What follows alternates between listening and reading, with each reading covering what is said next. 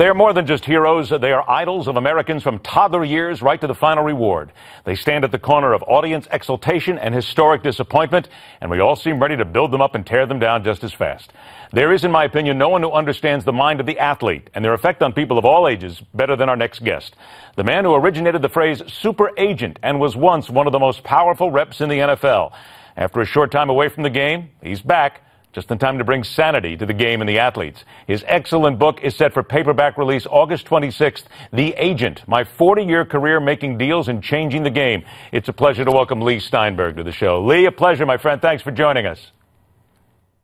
Thanks so much, Ed. Leigh, we have seen players come and go over the years. We still to this day see college players who've never been in college. They come into the game. They seem entitled. They get in so much trouble. They seem to get in more trouble now than they ever did over the years. Is it impossible, nearly impossible for agents to hold their clients down anymore? I mean, let's face it. It's not like the old days. They seem entitled when they come into the game now.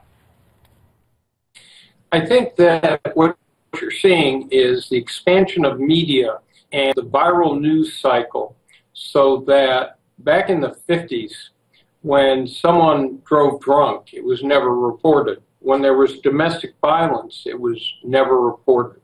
And we can show you through a metric that athletes actually have less problems with alcohol, less problems with fights, but the public perception is that the good old days are gone, and that's because we have hundreds of television stations, talk radio, blogs, jurisprudence sections in the newspapers that take every single incident with someone in high school, college, or professional sports, including athletes and coaches, and report it. Now, one is too many, but I will tell you that the minute someone enters my office, I've tried to profile them as a client, to make sure that they're willing to be a role model, that they're willing to comport themselves on and off the field with some level of dignity. And what I tell them is, if you object to the fact that your public behavior is going to be scrutinized, if you don't want to be gracious with fans, if you don't want to be gracious with the press, then play on the sandlot. No one will expect anything of you. Well, here's a good point, and let's get right to this in this instance. Ray Rice.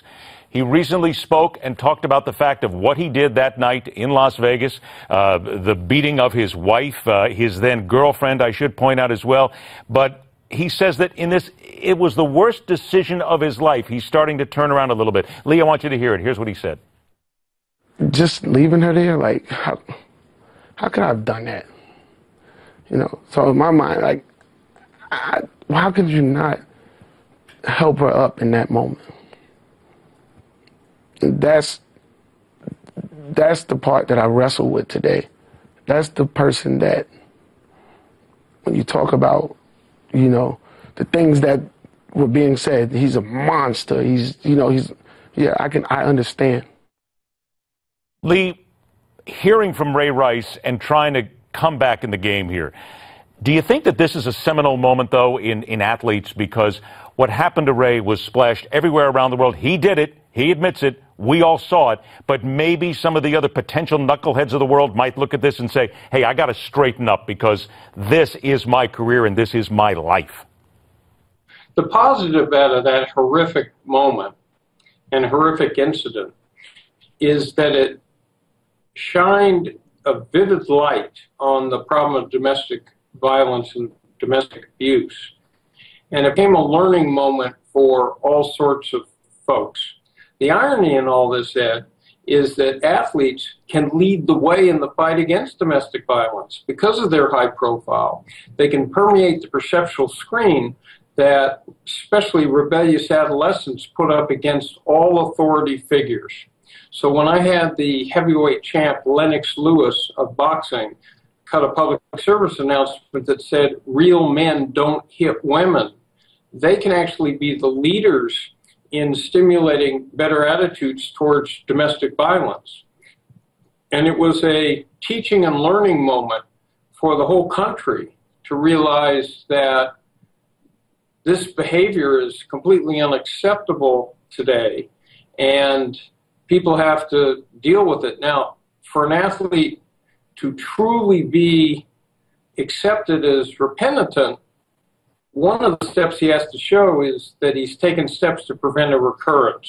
See. So whether it's anger management or counseling, it's not enough to just apologize. They need to lead the way in effective techniques to make sure this never happens again. And hopefully they will have agents like you who are there to get it done. I want to remind everybody once again that it was Atlantic City, not Las Vegas this happened. It's my mistake, but pick up a copy of this book, August 26th, The Agent, My 40-Year Career Making Deals and Changing the Game. Leigh Steinberg continues to change games. Leigh, thanks so much for joining us, my friend. Good luck. I'll look forward to the next time we talk. And the Hardline continues.